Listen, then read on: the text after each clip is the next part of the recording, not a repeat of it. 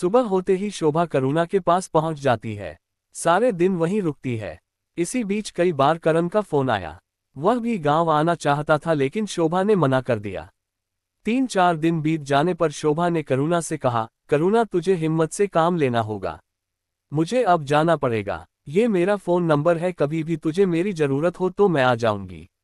शोभा वापस आकर अपने काम में लग जाती है। इसी तरह 2 महीने बीत जाते हैं। एक दिन शोभा किसी काम से अपनी माँ को फोन करती है, कैसी हो माँ? बहुत दिन हो गए आपसे बात करे, घर में सब कैसे हैं? शोभा की माँ कहती है, बेटी सब ठीक है, तू कैसी है? गांव कब आ रही है, एक बार आकर अपनी माँ से मिल जा।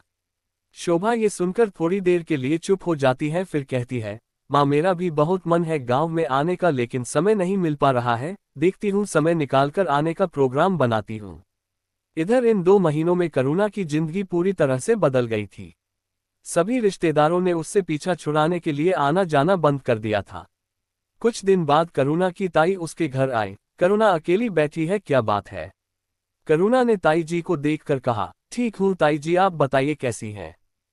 अब अकेले ही रहना है। पहले माँ थी तो कोई न कोई आता जाता रहता था, लेकिन अब तो कोई भी नहीं आता। ये सुनकर ताई जी थोड़ी सी जेब जाती हैं। अपनी जेब मिटाने के लिए वो कहती है, अरे बेटी मेरे पैरों में दर्द रहता है, चला फिरा नहीं जाता, आज भी बड़ी मुश्किल से आई हूँ। तेरे ताऊजी ने तेरे लिए एक लड़का देखा है।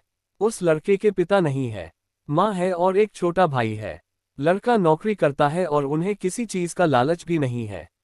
ये सुनकर करुणा का मन किया कि अभी ताई जी को उल्टा सीधा सुनाकर भगा दे। अभी माँ को गए 2 महीने भी नहीं हुए और इन्हें शादी की पड़ी है। करुणा अभी सोच ही रही थी, तभी ताई जी ने बोला, करुणा 2 दिन बाद लड़के वाले देखने आएंगे, तैयार रहना बेटा और घर को भी अच्छे से साफ कर लेना। मैं तेरी बहन को पहले से भेज दूंगी, ये कुछ पैसे रख ले, उस दिन अच्छा सा नाश्ता मंगा लेना। लेकिन ताई जी मैं अभी शादी नहीं करना चाहती हूँ, अभी माँ को गए दिन ही कितने हुए हैं।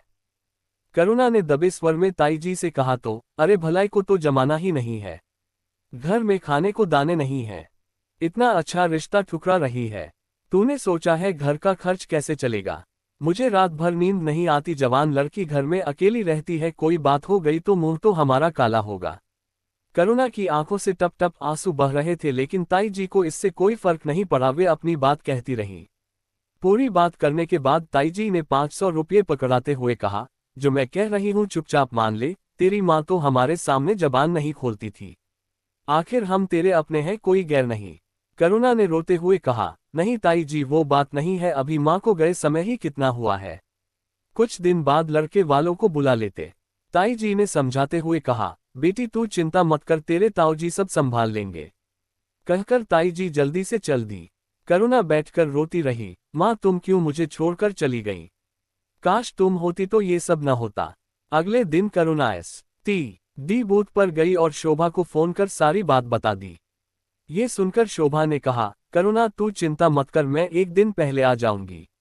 मैं लड़के को देखकर फैसला करूंगी कि ये सच बोल रहे हैं या तुझे फंसाने की कोशिश कर तेरा मकान हड़पने की तैयारी कर रहे हैं। शोभा किसी तरह टाइम निकालकर पहुंच गई। लड़के की माँ और लड़का दोनों आए थे। लड़का देखने में बिल्कुल साधारण था।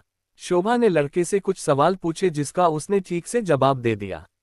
करुणा और लड़के ने अकेले में कुछ देर बात की, फिर करुणा ने शोभा से अकेले में पूछा, शोभा तू बता तुझे क्या लगता है? करुणा, लड़का तो ठीक लग रहा है, तुझे ठीक लगा लड़का? शोभा ने पूछा। करुणा ने शर्माते हुए कहा, देख अगर तुझे ठीक लग रहा है तभी मैं हाँ करूंगी। शोभा ने उसे समझाते हुए कहा, करुणा कभी कभी हालात से समझौता करना पड़ता है, यहाँ अकेले रहने से तो अच्छा है एक परिवार मिल जाएगा तुझे। शोभा के समझाने से करुणा शादी के लिए मान गई।